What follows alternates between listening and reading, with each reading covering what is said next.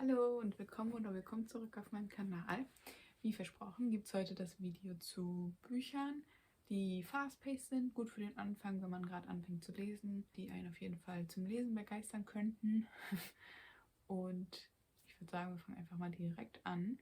Wie gesagt, ich habe nur Empfehlungen für Thriller, Mystery, Krimi-Bücher und Romane, weil ich andere Genre jetzt nicht so viel lese und da leider nicht so mich auskenne, dass ich jetzt Empfehlungen aussprechen kann. Aber falls ihr da Empfehlungen habt, könnt ihr das gerne mal in die Kommentare schreiben, damit ihr anderen helfen könnt, in euer Lieblingsgenre Bücher zu finden, die sie für den Anfang gut lesen können. Ich würde einfach mal direkt mit Thriller, Krimi, Mystery Büchern anfangen. Da gibt es die Finlay Donovan Serie. Ich weiß gar nicht, ob die so heißt, ob die einen anderen Namen hat, aber ich nenne die jetzt mal so. Da geht es um Finlay Donovan, die im ersten Buch mit ihrer Agentin essen geht. Sie ist nämlich Schriftstellerin und schreibt Krimis. Und dann erzählt sie ihrer Agentin von ihrer neuesten Plotidee. Und eine Frau, die am Tisch neben denen sitzt, denkt dann, dass Finlay Donovan eine Auftragskillerin ist und beauftragt Finlay dann, den Mann von der Frau zu töten. Und irgendwie passiert es dann auch. Und das ist halt ja, aus Versehen. Dann geht es halt so in dem Buch so weiter. Also es ist alles sehr mit Witz gemacht. Ich habe das auch oft gehört, dass es als Cozy Mystery beschrieben wird, weil erstens nur die Bösen sterben und zweitens ja, ist das Buch halt auch alles sehr witzig gemacht und ist jetzt nicht so super ernst. Genau, aber ich fand es auf jeden Fall richtig, richtig gut. Das erste und das zweite habe ich schon gelesen. Das dritte kommt im Januar raus. Also das dauert jetzt noch ein kleines Weilchen, bevor das rauskommt. Aber ja, dann kommt das auch im Januar und das werde ich natürlich auch lesen. Auf jeden Fall ein fast-paced gutes Buch für den Anfang, würde ich sagen. Die nächste Serie ist A Good Girl's Guide to Murder. Da geht es um Pip, die im ersten Buch eine Hausaufgabe bekommen hat, dass sie etwas schreiben muss. Und sie überlegt sich dann, über einen Mordfall zu schreiben, der in ihrer Stadt passiert ist und möchte diesen dann halt aufklären. Und darin geht es dann im ersten Buch. Und im zweiten Buch geht es dann darum, dass sie einen Podcast hat und auch was aufklären möchte. Und im dritten Buch hat sie auch noch den Podcast, aber ich glaube, da wird das alles ein bisschen persönlicher, weil ihr dann was passiert, glaube ich. Ich bin mir nicht mehr ganz sicher, weil das ist schon eine Weile her, dass ich die Bücher gelesen habe. Aber ich weiß, dass ich die richtig gut fand und dass sie halt relativ fast-paced sind und man möchte halt wissen, was passiert ist. Deswegen möchte man die ganze Zeit weiterlesen. Das ist auf jeden Fall auch eine Serie, die ich super empfehlen kann. Und dann meine Lieblingsautorin, Karen Ann McManus. Ich glaube, es gibt kein Video, in der ich sie nicht erwähne. Aber, also wie ihr vielleicht wisst, wenn ihr meine Videos schon geguckt habt, One of Us is Lying ist das Buch, was mich wieder zum Lesen gebracht hat. Deswegen hat es einen special place in my heart. Und das werde ich immer empfehlen, weil, wie gesagt, mich hat es zum Lesen gebracht. Deswegen kann ich mir auch vorstellen, dass es euch wieder zum Lesen bringt oder generell einfach zum Lesen bringt. Oder auch aus einer Leseflaute raushelfen könnte, wenn ihr eine habt. Da es auch sehr fast-paced ist und man halt wissen möchte, was passiert ist. Aber nicht nur das, sondern alle ihre Bücher finde ich richtig gut. Das neueste, Nothing More to Tell, habe ich noch nicht gelesen. Werde ich aber bald tun. Und ja, den Rest kann ich auf jeden Fall auch nur sehr empfehlen. Ich glaube, The Cousins ist das einzige Buch, wo ich ein bisschen länger gebraucht habe. Alle anderen habe ich relativ schnell gelesen. Aber The Cousins finde ich trotzdem auch gut. Ich glaube, nur am Anfang hat es sehr lange gedauert, reinzukommen. Aber nachdem man dann drin war, war es richtig, richtig spannend. Zu guter Letzt in den Thriller, Krimi, Mystery Büchern ist Verity. Ich habe das an einem Tag durchgelesen. Das ging so schnell, das ist so spannend und ich war so die ganze Zeit richtig on edge. Ich wollte wissen, was los ist. Ich wollte wissen, was passiert ist. Ja, wie gesagt, das habe ich an einem Tag durchgelesen. Kann ich nur empfehlen. Genau, das war auch mein erstes Colleen Hoover Buch, was natürlich ein bisschen anders ist als alle anderen Bücher. Deswegen kommen wir jetzt auch schon zu den nächsten Colleen Hoover Büchern und die sind dann nämlich in der Kategorie Roman oder Romance. Die drei sind jetzt die ich sehr genossen habe, die ich hier als richtige Kopie habe. Oh, die 4 sind die Bücher, die ich auf jeden Fall super genossen habe. Nicht genossen, aber die ich auf jeden Fall verschlungen habe. die ich jetzt hier als gedrucktes Buch habe.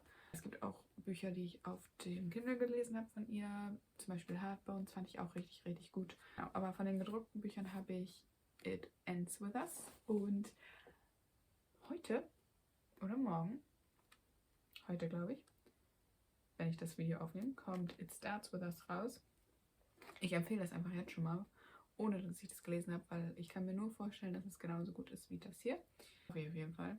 Nicht, dass das nachher richtig blöd ist, weil manchmal sind zwei Bücher dann ja doch nicht mehr so gut wie das erste. Aber ich empfehle es einfach mal mit. Wenn ihr It Ends With Us lest auch It Starts With Us. Ich habe es noch nicht gelesen, weil, wie gesagt, es kommt erst heute raus.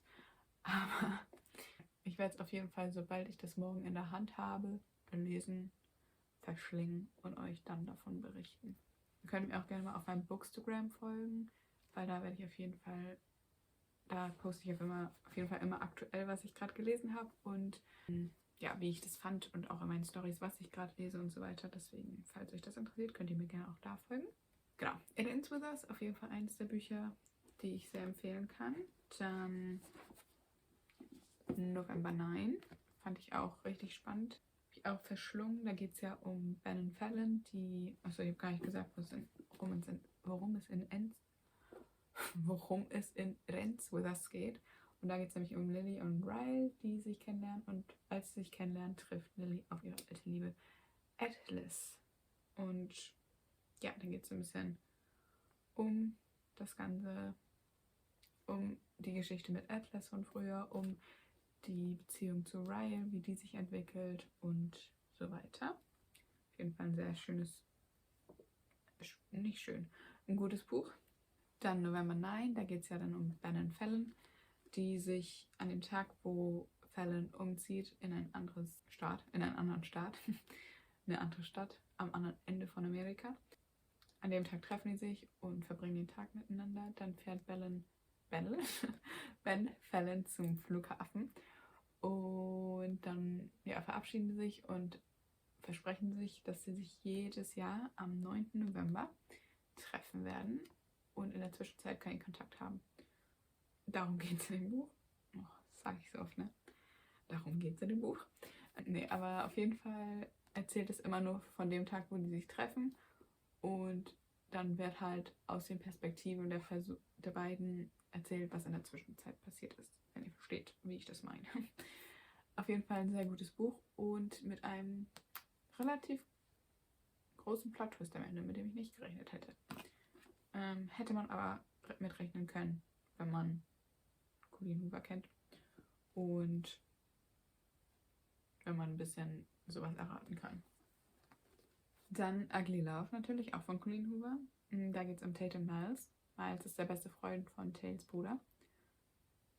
Tale? Sag mal, was ist denn los bei mir? Miles ist der beste Freund von Tates Bruder. Und ja, die starten dann so eine kleine Freundschafts-Plus-Beziehung. Miles Regeln sind halt, sich keine Zukunft zu wünschen und nicht über die Vergangenheit zu sprechen.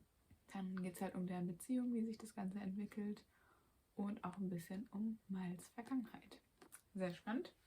Und mein Lieblingsbuch von Colleen Hoover neben Verity ist Reminders of Him. Da geht es um Kenna und Ledger. Kenna kommt gerade aus dem Gefängnis wieder und möchte zu ihrer Tochter kennenlernen, die sie im Gefängnis bekommen hat. Und Ledger ist die einzige Person, die Zugang zu ihrer Tochter hat.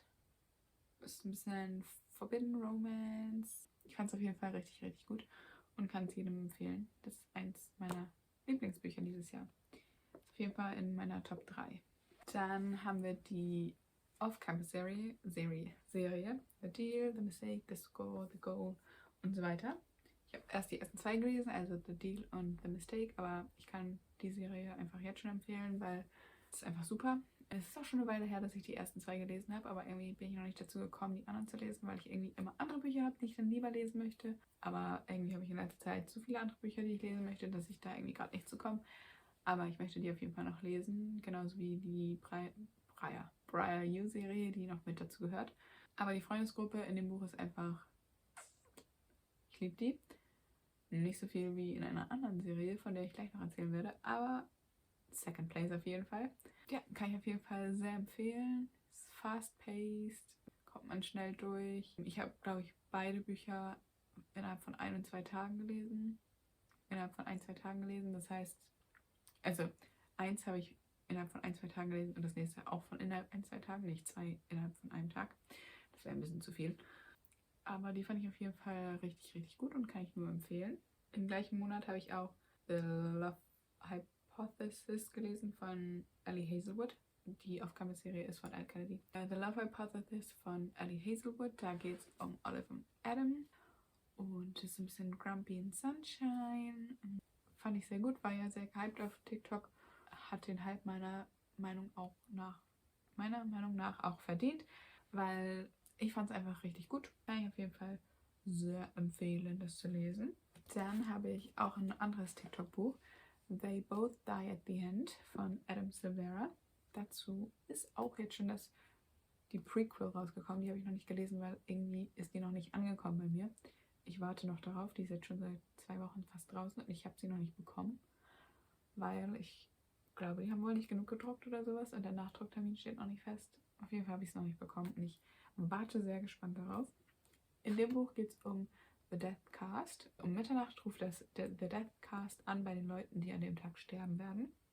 Und Matteo und Rufus werden halt um Mitternacht angerufen.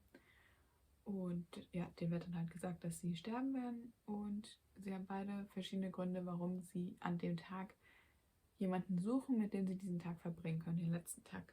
Und so verbringen sie dann ihren letzten Tag zusammen, die beiden.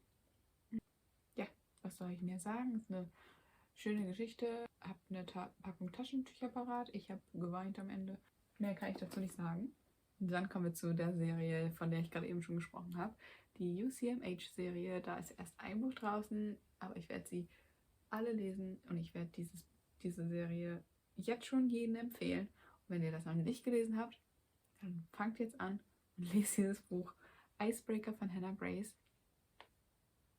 Das ist mein Lieblingsbuch dieses Jahr. Ich habe das auf dem Kindle gelesen, weil es war bei Kindle Unlimited. Und ich bin am Überlegen, mir das zu kaufen. Das kostet 20 Euro, fast 19 Euro irgendwas. Gibt es nur bei Amazon, weil das self-published ist. Und ja, ist wahrscheinlich dann auch ein bisschen schwieriger, das zu veröffentlichen. Und es ist natürlich auch dann deswegen ein bisschen teurer, verständlicherweise. Aber trotzdem, trotz des Preises, überlege ich es mir zu kaufen, weil es ist so gut. Und es ist das erste Buch in meinem ganzen Leben, wo ich überlege, es nochmal zu lesen. Das ist mir noch nie passiert. Aber ich will das so gerne nochmal lesen, weil ich einfach diese ganzen Charaktere in dem Buch, die ganze Freundesgruppe, ist einfach so toll. Und weil ich es halt auf dem Kindle gelesen habe, möchte ich das nochmal als richtiges Buch haben, damit ich meine Lieblingssachen unterstreichen kann. Und ich will das halt einfach hier stehen haben, weil ich will das Buch. Ja, das ist einfach mein Lieblingsbuch. In dem Buch geht es um Nathan und Anastasia.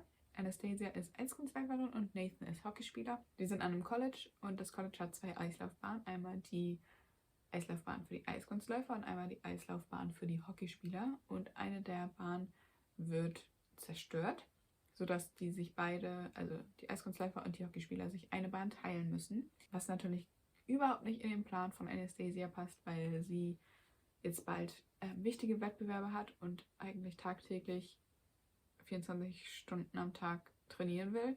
Und jetzt kommen die Hockeyspieler und müssen mit ihr eine Bahn teilen, was natürlich super nervig ist. Deswegen ist es ein bisschen Enemies am Anfang. Ich würde sagen, ja, ein Trope ist auf jeden Fall Enemies to Lovers.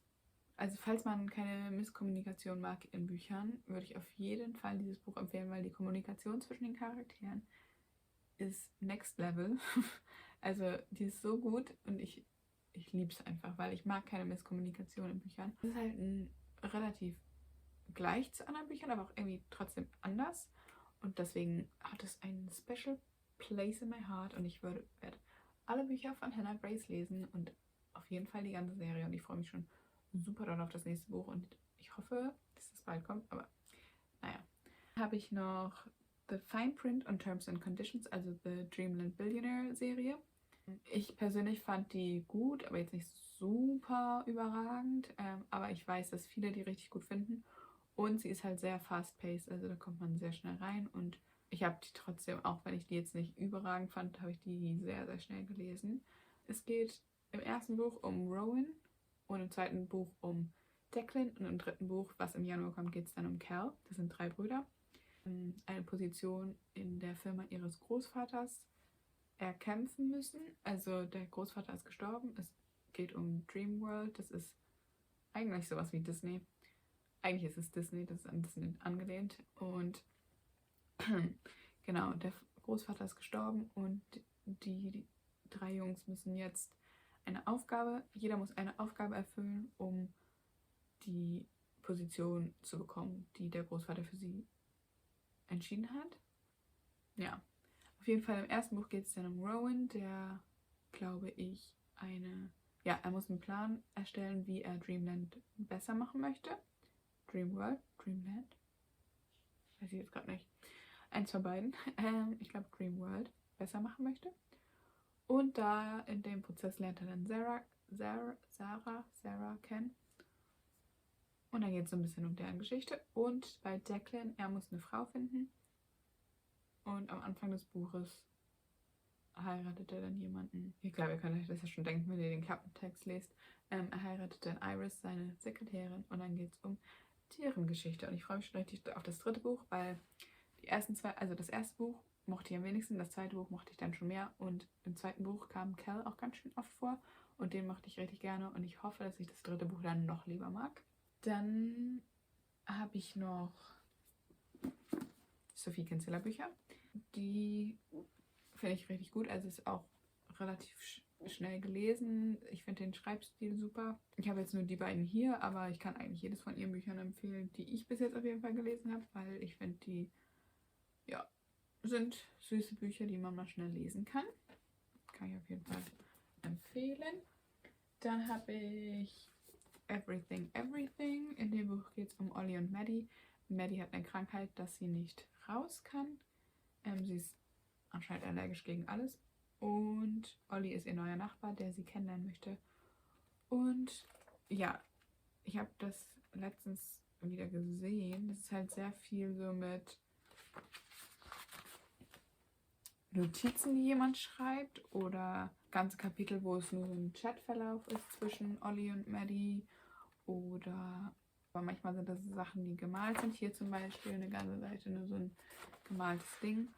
Oder hier zum Beispiel, da stehen halt 2 Sätze auf der Seite. Das heißt, es ist halt gar nicht so viel, wie man denkt vielleicht.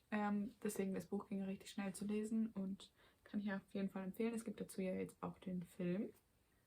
Falls ihr den noch nicht gesehen habt, würde ich als erstes das Buch lesen und dann den Film gucken. Ich weiß gar nicht, ob ich den Film gesehen habe, aber das Buch fand ich auf jeden Fall gut. Und dann habe ich noch People We Meet on Vacation von Emily Henry. Auch ein sehr schnell gelesenes Buch, fast-paced, passiert einiges. Childhood Friends. Sind es Childhood Friends? Auf jeden Fall Friends to Lovers. Es geht um Poppy und Alex. Die waren immer jedes Jahr im Urlaub zusammen. Ich glaube, das waren keine Childhood Friends. Ich glaube, die haben sich in der Uni kennengelernt, wenn ich mich richtig erinnere. Auf jeden Fall waren die immer zusammen im Urlaub, im Sommerurlaub. Und vor einigen Jahren ist dann im Sommerurlaub was passiert, weswegen die seitdem nicht mehr zusammen im Urlaub waren. Und dann gibt es eine Möglichkeit, dass die beiden nochmal zusammen in den Urlaub fliegen und sich aussprechen. Und ja, das passiert dann halt in dem Buch. Und dann geht es halt um deren Beziehung. Was ich auch ein sehr schönes Buch fand und es ging halt relativ schnell zu lesen. Und die letzten 2 Bücher, das erste ist Better Than the Movies von Lynn Painter. Das geht halt auch sehr schnell zu lesen, wie alle diese Bücher, die ich jetzt gesagt habe, sonst würde ich sie nicht vorschlagen. Aber es ist YA, was ich auch oft leichter finde zu lesen, weil es relativ leicht geschrieben ist. Better Than the Movies ist Fake Dating, was ich auch sehr gerne mag. Kann ich auf jeden Fall sehr empfehlen. Und zu guter Letzt Twisted Love von Anna Huang. Ich habe die anderen Bücher noch nicht gelesen. Ich weiß nicht, weil Twisted Love, ich persönlich mochte das nicht, aber ich weiß, dass es viele mögen und ich weiß auch, dass es viele mögen werden. Für mich war es nichts, aber ich war auch dann trotzdem interessiert an den nächsten Büchern, weil es ist auch eine Freundesgruppe und in jedem Buch geht es dann um jemand anderen. Das heißt, ich muss die Geschichte halt jetzt nicht nochmal lesen, weil an sich die Charaktere in dem Buch mochte ich. Alle außer die Hauptperson in dem Buch das jetzt war. Deswegen auf jeden Fall, ich mochte nicht Alex. Und es ist halt ein bisschen doof, wenn man die Hauptperson nicht mag, die eigentlich gemocht werden muss, um das Buch zu mögen. Wenn ihr versteht, was ich meine. Auf jeden Fall konnte ich das Buch nicht so richtig genießen. Ich fand das jetzt nicht super gut. Ich weiß aber, dass es viele mögen und deswegen empfehle ich das auch, weil ich weiß, dass wahrscheinlich auch viele von euch das mögen werden. Ich kann mir aber auch gut vorstellen, dass ich die nächsten Bücher vielleicht mag. Ich glaube, das zweite könnte ganz gut sein. Ich glaube generell, die nächsten könnten gut sein, weil, ja, wie gesagt, ich mag die anderen Charaktere alle sehr gerne. Und ich kann mir gut vorstellen, dass die anderen besser werden. Deswegen überlege ich das also die Serie trotzdem weiterzulesen, obwohl ich das erste Buch jetzt nicht super fand. Aber wie gesagt, falls ihr Empfehlungen habt, schreibt sie gerne nochmal in die Kommentare, entweder zu anderen Genres oder auch zu den Genres, die ich jetzt gesagt habe, ja, um anderen Leuten zu helfen, ins Lesen reinzufinden oder auch aus einer Leseflaute rauszukommen. Und dann sehen wir uns nächste Woche zum nächsten Video. Tschüss!